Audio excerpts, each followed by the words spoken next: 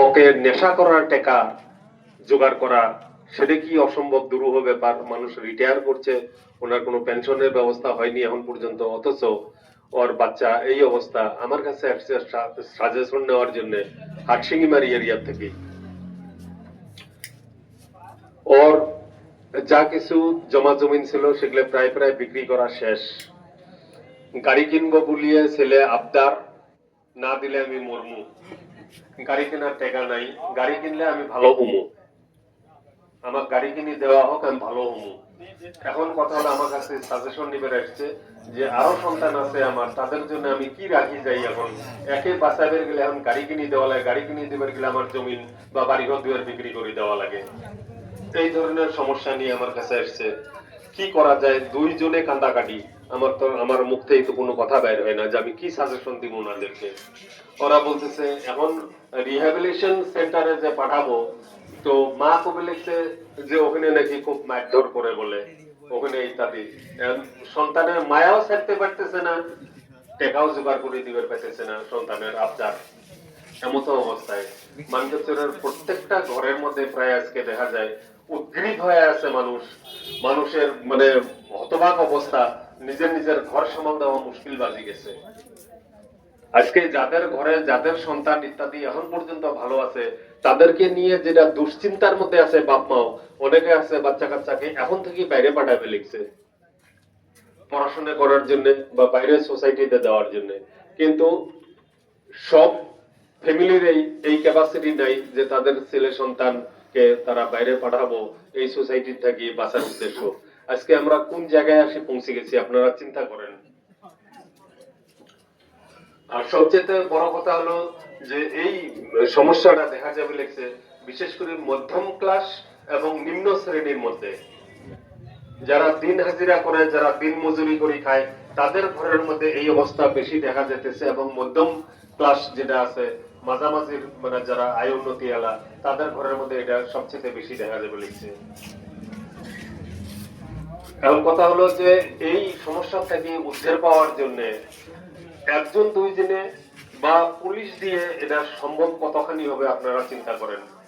Police প্রশাসন আজকে মানগঞ্জে আসতেছে, ওনারা তো টেম্পোরারি, 2 দিন পরে ওনারা ট্রান্সফার নিয়ে চলে যাব।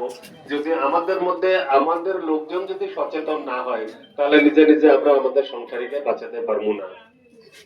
পুলিশকে দোষ দিয়ে লাভ নেই, আমরা নিজেরাই মানে মায়া এবং দয়া করিয়ে আমাদের যা থানা থেকে আবার খুলি নিয়ে আসা লাগে, মারপিট যাতে না করে, অমুক তমুক এই ধরনেরও কাহিনী বহুত দেখা গেছে।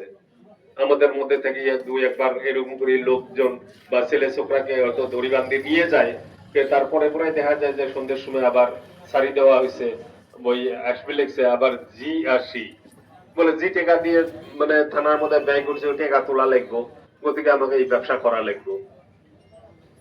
এখন কথা হলো যে যারা এই ব্যবসা করে বলেছে একটা দুটো করে ট্যাবলেট পকড়ত করে নিয়ে বিক্রি করে ফেলছে, যেটা নিউ মার্কেটের মধ্যে সচরাচর দেখা যায়, তারা দিন খাটি দিনের ভাতটাও ওরা জোগাড় করে পাইতেছে না।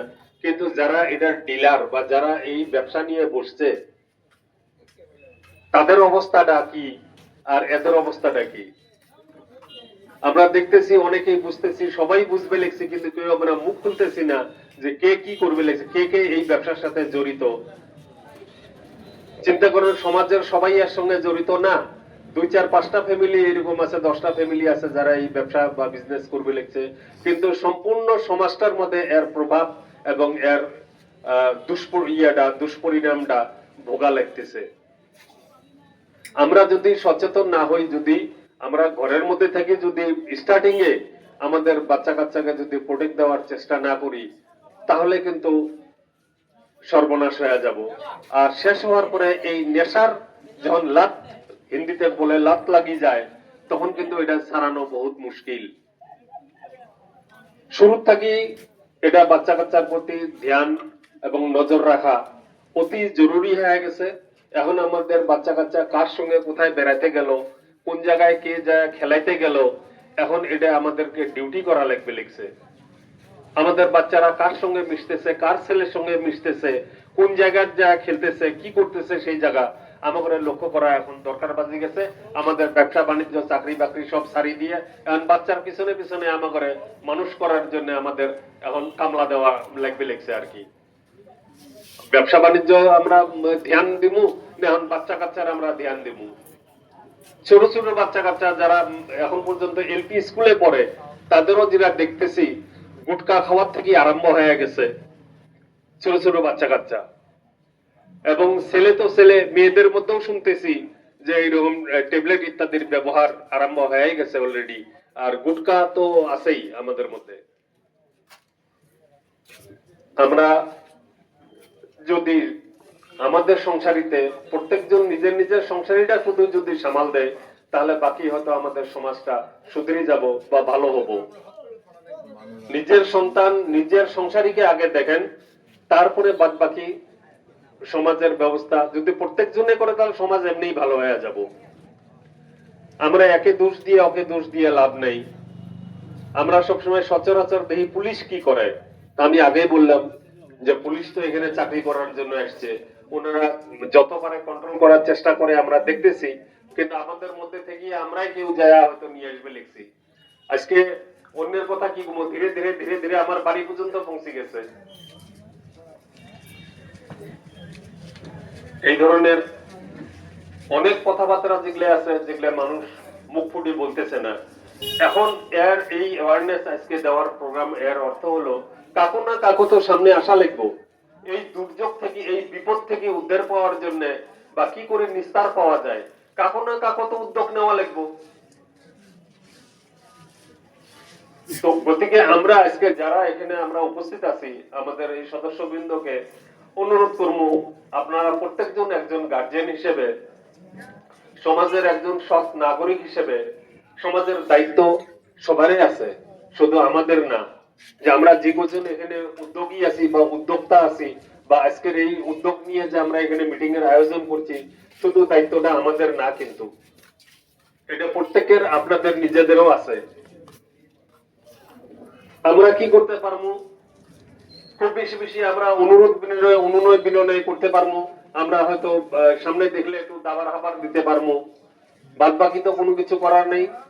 কিন্তু গার্জিয়ানকে এটা জরুরি হয়ে গেছে। বাচ্চা কাচ্চা মোবাইল নিয়ে রাস্তার কিনারে কিনারে বসবে লিখছে, 2 ঘন্টা 4 ঘন্টা 5 ঘন্টা ধরে এরা মোবাইল দেখবে লিখছে, আর ওখানে নিমগ্ন পড়াশোনার টাইম বাদ দিয়ে সেখানে এই অবস্থার মধ্যে আছে।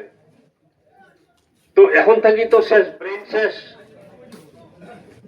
বাচ্চা চাই জন্য আমরা ওদের হাতে বড় বড় মোবাইল দিবি লিখছি খেলাবের জন্য। আর শুরু থেকে জন্ম থেকে স্টার্ট করিয়ে বাচ্চা পয়দা হওয়ার পরে ওর হাতের মধ্যে মোবাইল বা ওর সামনে মোবাইল ধরে দিয়া বাল্লি খেলেই দুধ খেলেই মোবাইল দেখ, চুপচাপ থাক, এই মোবাইলের লাভ লাগিয়ে গেল। এখন ওই মোবাইল ছাড়া ওই আর সম্ভব হয় না। এখন গালাগালি আরম্ভ হয়, বাচ্চার মানে থাং না থাংগিরি আরম্ভ হয়ে যায়। শুরুয়াত কিন্তু আমরা করবে লিখছি, শুরুটা আমরা সৃষ্টি করে দিবে লিখছি ঘর থাকিয়ে। আর বিশেষ কথা হলো যে আপনারা নিজেরা প্রত্যেকজন আপনাদের ফ্যামিলির প্রতি নজর দেন, সমাজ ভালো হয়ে যাব। এই বিধি থেকে নিস্তার পাইতে হলে আমাদেরকে প্রত্যেককে সচেতন হওয়া লাগবে। আজকে যে ব্যক্তি যে বান্দা বললো কথাটা এখানে একটু আগে, উনার বিষয় নিয়ে আপনারা জানছেন হয়তো, উনার ছেলে কিন্তু সুসাইড করছে আজকেই। গতিকে আপনারা সচেতন হন।